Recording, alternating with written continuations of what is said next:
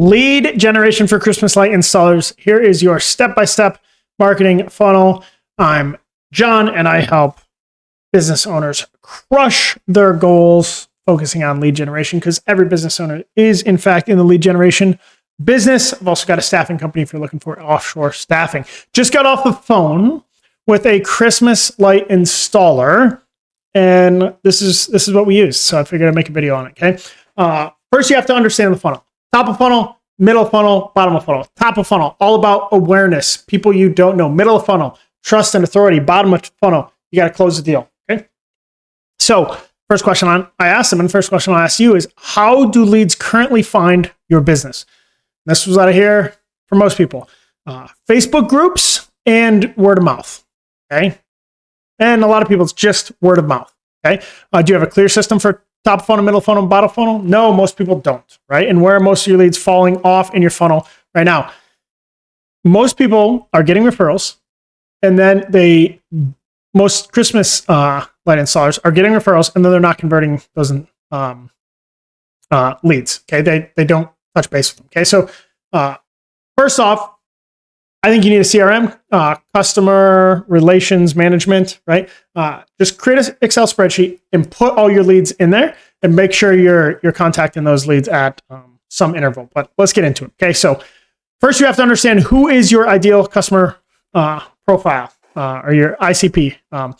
Homeowners, business, HOA, property managers. Yeah, sure. I think this is really what it is affluent neighborhoods, moms. Okay, that's who's doing this. Affluent neighborhoods, moms. So you need to target affluent neighborhoods, and you need to get in touch with the females. Okay, the moms.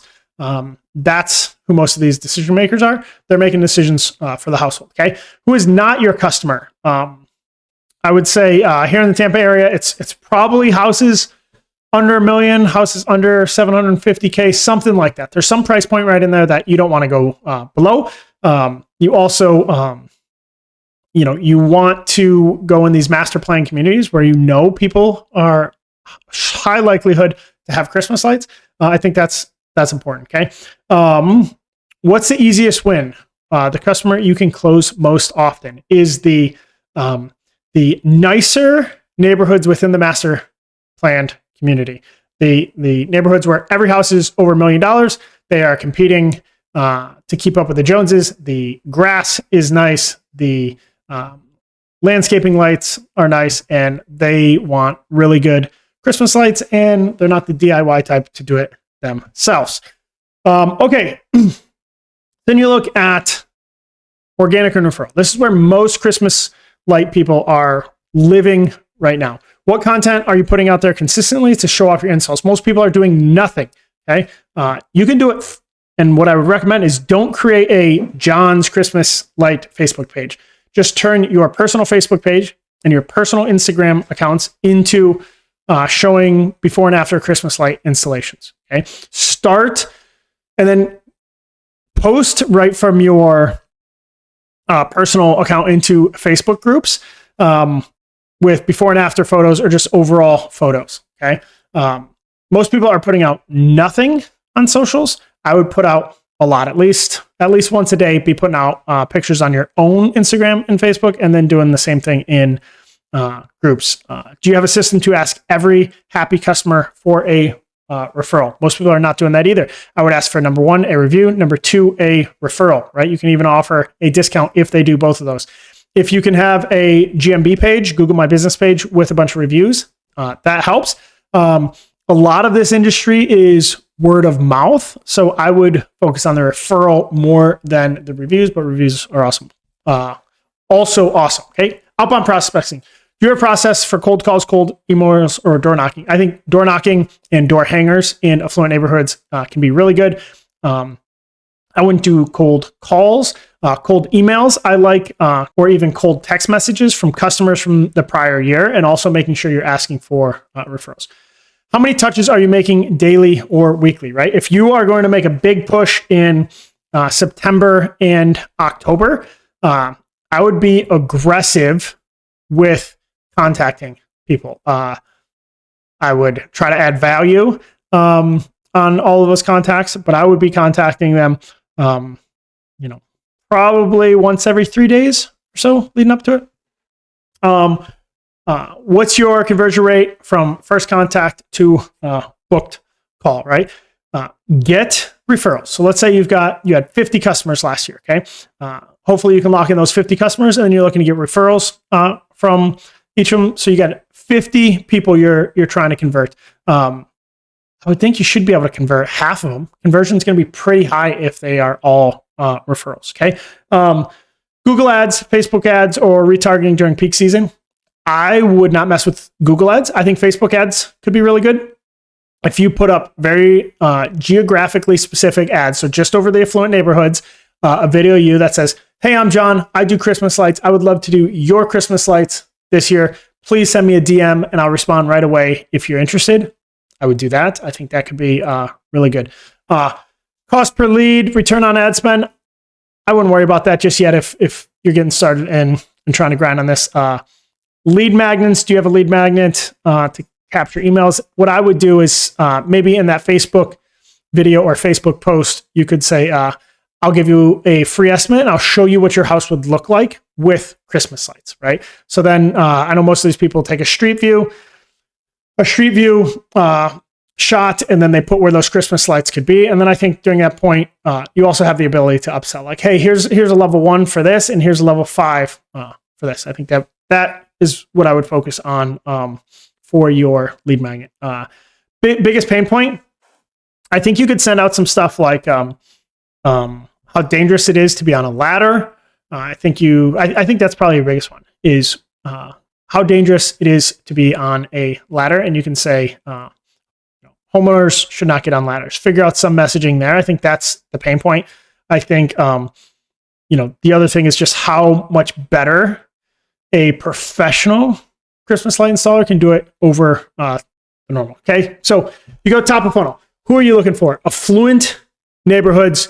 You're trying to get in touch with the female head of the household. You're trying to get referrals. You're trying to work leads, maybe some Facebook ads over affluent neighborhoods, and then free estimates. And you try to make that lead magnet free estimate sound really good. So that's your top of funnel. That's what you're grinding for, the leads, posting in all the social media groups and working that. Okay. Then let's go middle of funnel. Middle of funnel is all about trust and authority. Okay. So are you sending short, concise, value-driven emails or texts to leads, right? These are people that have not converted. Okay. So you get referrals. You've got 50 referrals. How do you get at least 25 of them to convert? You send them before and after pictures. You send them hey, don't get on a ladder. It's dangerous. You make your services sound the best. Do you follow up with new leads within 48 hours or faster in season? For Christmas tree light installation, you need to be replying to leads much faster than 48 hours. I would try to reply within 48 seconds, and that's not an exaggeration. I would try to, depending on how you get them, if it's a three-way text or a name and number or whatever, you should try to reply immediately. And then even if they don't reply, I would say, hey, Stacy, great to meet you. Here's my website if you want to check it out. If they don't respond, I would say, hey, here is a before and after picture of a house we just got done doing.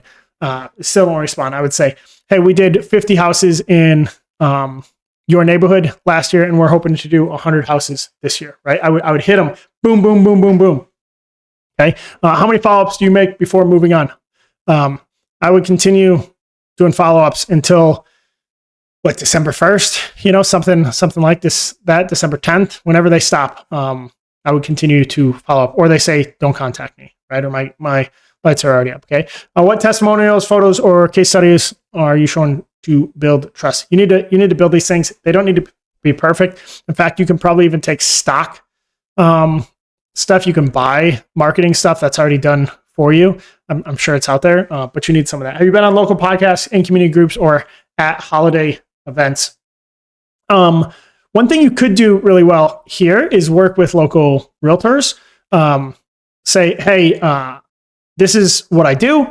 I don't make enough money to split any costs with you, but if you'd be willing to send my info to some of your homeowners, I think it would be a value add for them, and it helps position that realtor as a subject matter expert. So I think that could be a good opportunity. Do you have a nurture system that keeps you top of mind without spamming? I don't think you need to be top of mind outside of September, October, November. So I would just make sure September, October, November, you hit everyone in your CRM or everyone that you have a lead for, you hit them really hard and try to convert them. Okay. So bottom of funnel, this is where you're saying, hey, it's time to pay. It's time to do this. Let's go. Right.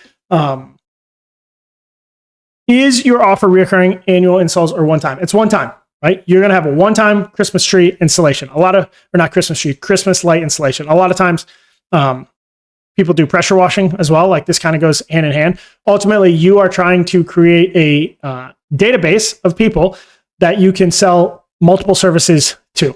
Okay, maybe you're going to try to eventually get them on landscaping, pressure washing, pool cleaning, residential cleaning, whatever. Right, but Christmas tree is one time. If you get a good enough database with enough trust and authority, you can sell them other services. Do you have upsells, downsells, or bundles? You should definitely be able to upsell a bunch. Are your sales calls designed to diagnose the customer's needs or just pitch services? I would try to do a sales call, right? So I'd try to say, hey, free estimate. I would send the stuff over, and then I'd say, call me, and I can go over pricing. Okay. So you send it over to them. They're looking at it. They've got 3 different pictures of 3 different levels. And you go like, okay, this is what I'm thinking. If I were you and it was my house, this is what I would do. You position yourself as an expert to make sure you have multiple price points covered.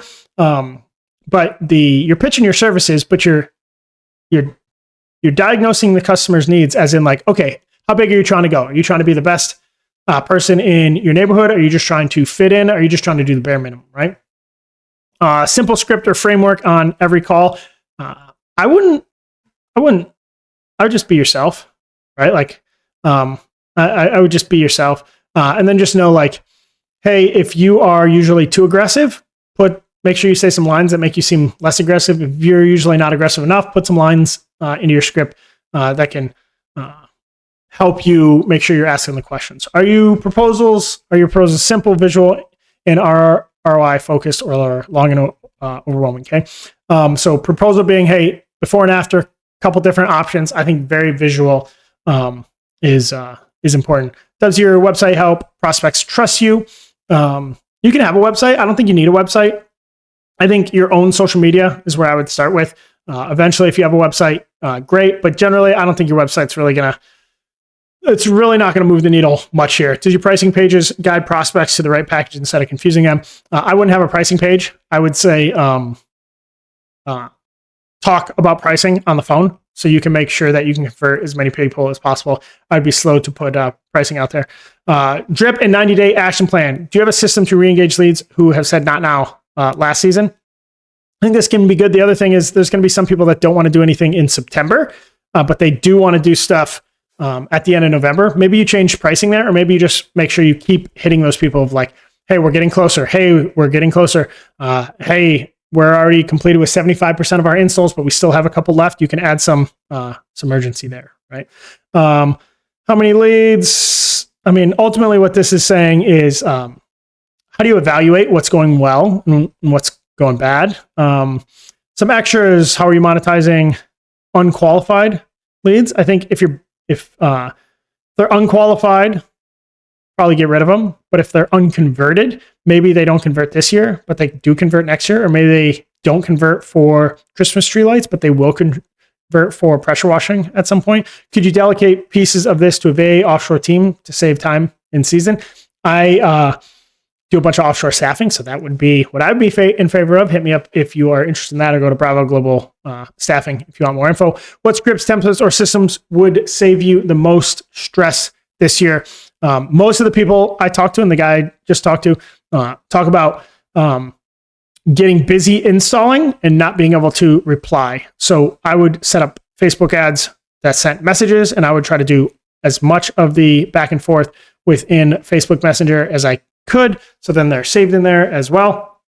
And I would try to have a virtual assistant in Pakistan or the Philippines replying to all that stuff. So Again, I'm John. I help people with business owners with their lead generation, also have offshore staffing. But I just want to go through these questions and go like, okay, once you have the answers to all these, top of funnel, middle funnel, bottom of funnel, you understand a good strategy for top of funnel. Good strategy here is like, hey, make sure you're actioning referrals. A Facebook ad with video could work. Nurturing leads is going to be all about stay off the ladders. And here's some great before and after pictures. And oh, by the way, I'm doing half of your neighborhood, so you should just hire me if you want to be cool. And how do you convert? You make sure that you give a couple different offers, right? I would say like low offer, and then make your middle offer the one that you want people to use, right? If you have a low offer being like, $500, that is just the bare minimum to check the box. And then my main offer is, $1,500.